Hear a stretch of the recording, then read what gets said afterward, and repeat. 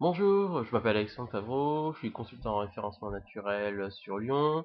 Donc je vais faire encore un nouveau tuto qui va parler tout simplement de comment trouver le code d'un site internet. Alors pour certains ça peut être très simple, mais pour d'autres, il faut connaître la technique, qui est pas très compliquée à connaître, mais qu'il faut savoir. Alors par exemple, Fnac, on va aller sur Google par exemple. On n'est pas obligé d'aller sur Google, il faut aller sur un site. Mais bon, par exemple, je suis allé sur Google pour aller voir un site qui est la Fnac. Hop, donc ça va se charger. Voilà. Donc si vous voulez connaître le code de la Fnac, c'est pas très compliqué. Vous allez de manière générale pour un site. Hein. Je suis allé sur la Fnac, mais c'est pas forcément la Fnac. Hein. Donc il faut aller sur le site internet, on met un peu de temps à charger, c'est toujours pareil qu'on fait une vidéo.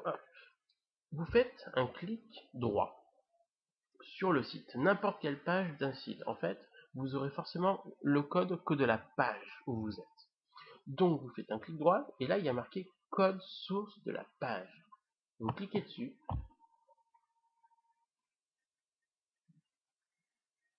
Bon là ça rame un peu, mais s'ouvre une nouvelle fenêtre où vous avez l'ensemble du code HTML, CSS de cette page. Bon, bien sûr, on est tombé sur la Fnac. Donc, sur la Fnac, le code est extrêmement long. C'est un code informatique. Bon, pour ceux qui ne s'y connaissent pas en informatique, du coup, c'est un peu compliqué.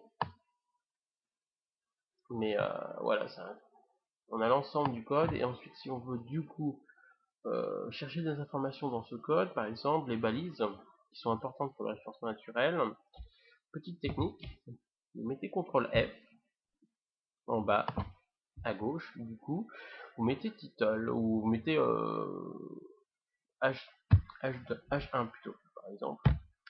C'est une des balises. Bon, bien sûr, vous n'allez pas tomber forcément que sur la H1, mais vous allez chercher la balise H1. Bon, je n'ai pas choisi le bon truc. Description. Description. Voilà, description.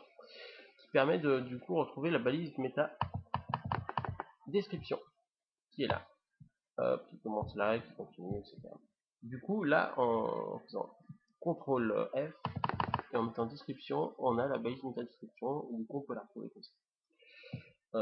Donc c'est assez simple de trouver pas mal d'informations sur le code. On va après faire le H1, le H2, ou d'autres informations qu'on veut sur